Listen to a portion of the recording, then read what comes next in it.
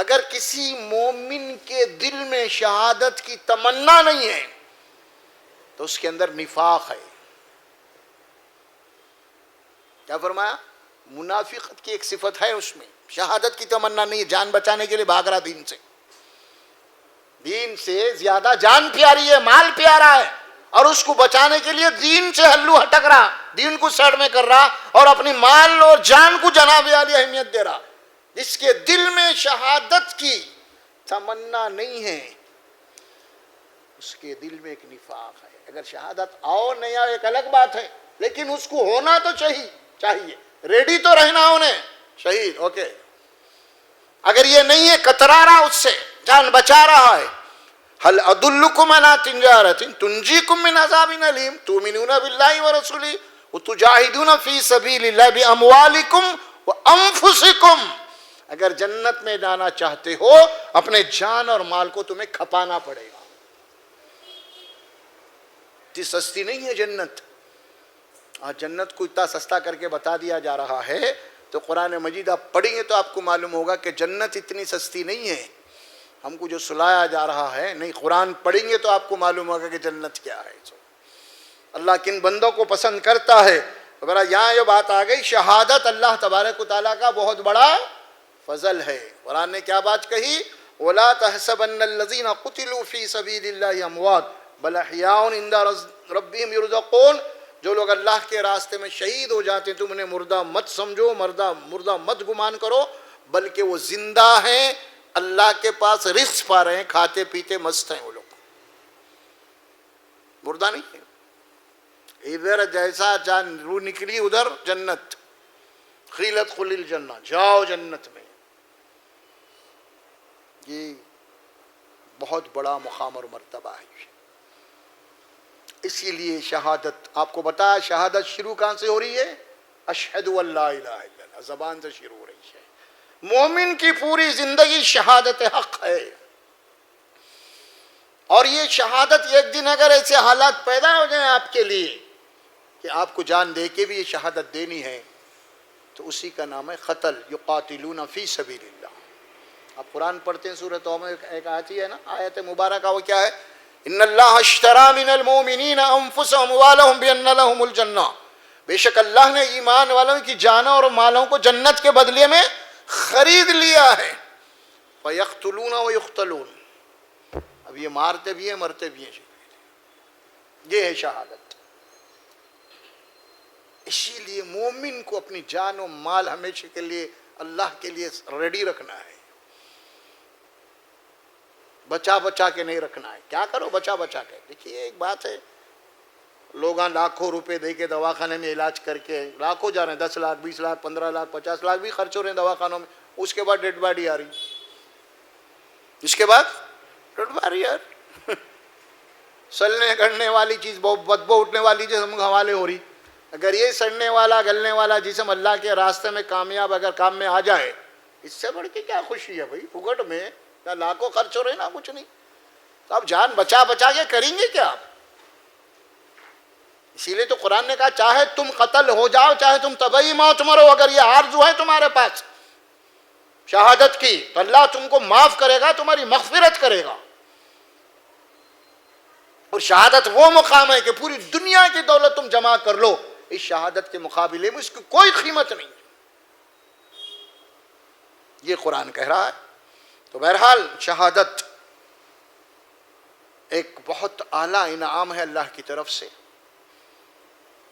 کس کو ملتی ہے تو اللہ کی طرف سے ہے وہ چیز، اور ہر مسلمان کو اس کی آرزو دل میں رکھنی چاہیے. ماتم نہیں، غم نہیں، یہ شہادت، اس کو سمجھیے آپ حضرات. انشاءاللہ پھر اب آنے والی جمعہ میں ہم اسی موضوع کے اوپر کچھ خرافات کیا ہیں، مسلمانوں میں شرک و بدعت پھیلے کہاں سے، گمراہی آئی کہاں سے، اور پھر یہ واقعہ کربلا کے پیچھے کیا چیزیں تھیں، اس کے بعد کیا ہوا، اس سے بھی واقف ہوں گے ہم انشاءاللہ. یہ علم، یہ پنجے، یہ ماتم، یہ زیارت، یہ چہلم، یہ دٹیاں، یہ علاوہ، یہ انگار، یہ اگربتیاں، یہ عودانہ، یہ سب آئے کہاں سے مسلمانوں کے پاس. اس کے اوپر بھی ہم گفتگو کریں گے انشاءاللہ. اور ایک بات میں آپ کے سامنے عرض کر دوں، ہمارا دین جو ہے نا رسول اکرم صلی اللہ علیہ وسلم کی زندگی میں مکمل ہو گیا. یہ ہے دین، یہ ذہن میں رکھیے آپ. دو چیزیں میں آپ کو بتا رہا ہوں. دین مکمل ہو گیا رسول اللہ صلی اللہ علیہ وسلم کے حیات مبارکہ میں. آپ کا آخری حج ہو رہا تھا، عرفات میں آپ خطبہ دے رہے تھے، اور اس دوران یہ آیت نازل ہوئی قرآن میں، سورہ مائدہ میں ہے الیوم اکملت لکم دینکم واتممت علیکم نعمتی ورضیت لکم الاسلام دینا. مطلب یہ ہے آج میں دین کو مکمل کر چکا ہوں. اکمل کے معنی مکمل کر دینا. دین تمہارا دین تمہارے لیے. واتممت علیکم نعمتی، اور میری جو نعمت قرآن ہے میں اس کو بھی اتمام کر چکا ہوں، اب وہ بھی مکمل ہو چکی ہے. ورضیت لکم الاسلام دینا، اور دین اسلام کو میں نے تمہارے لیے پسند کیا ہے. یہ حجۃ الوداع کے اندر یہ آیت مبارکہ نازل ہوئی. رسول اللہ صلی اللہ علیہ وسلم حجۃ الوداع کے بعد اب کتنے دن باقی رہے دنیا میں؟ ذی الحجہ، اس کے بعد کیا آ رہا؟ محرم، سفر، ربیع الاول. ربیع الاول میں آپ کا انتقال ہو. 2 مہینے کچھ دن، کچھ کم 3 مہینے سمجھ لیجیے. بس دین یہاں ختم ہو گیا، ہمارا مکمل ہو گیا. جو بھی رسول اللہ صلی اللہ علیہ وسلم کے دور میں ہوا وہ دین ہے.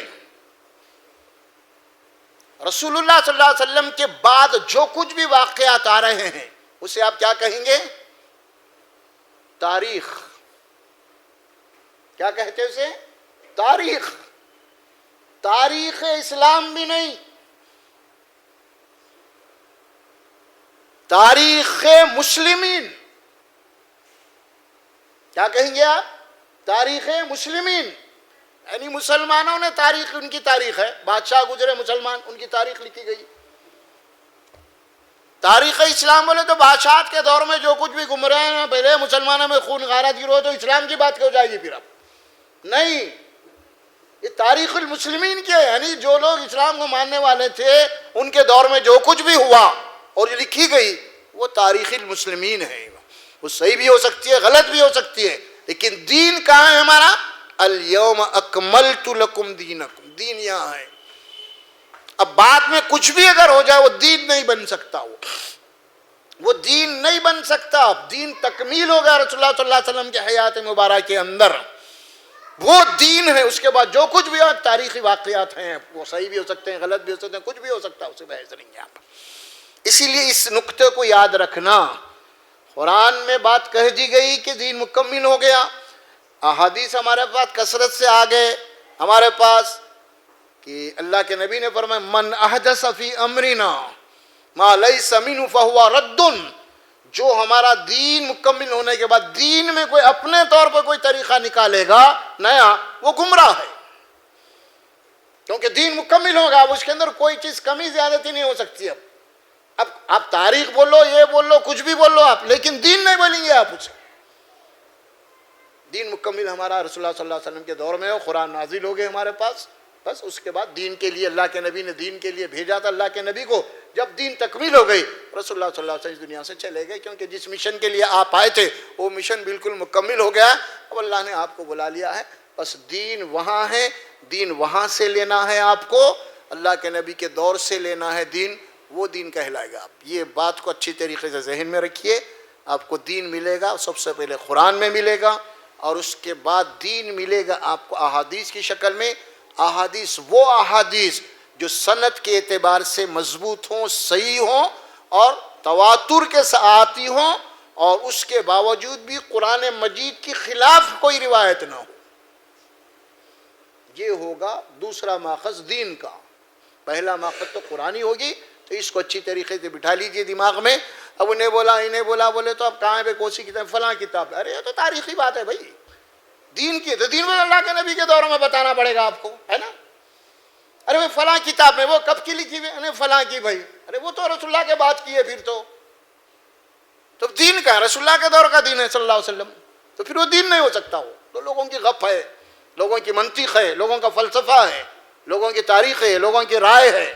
لوگوں کے اپنے مسلکیں ہیں، لوگوں کی اپنی جماعتیں ہیں، لوگوں کی اپنی شخصیات ہیں، انہوں نے لکھی ہے، ٹھیک ہے، وہ اختلاف بھی کر سکتے ہیں، وہ اتفاق بھی کر سکتے ہیں، اور تاریخ میں جو بات قرآن اور سنت کے مطابق آئیں گے اسے قبول کریں گے آپ، اور قرآن اور سنت کے خلاف کوئی بات آئے گی تو ہم صاف کہیں گے کہ بھئی یہ دین نہیں ہوتا، قرآن اور دین کے خلاف ہے یہ بات۔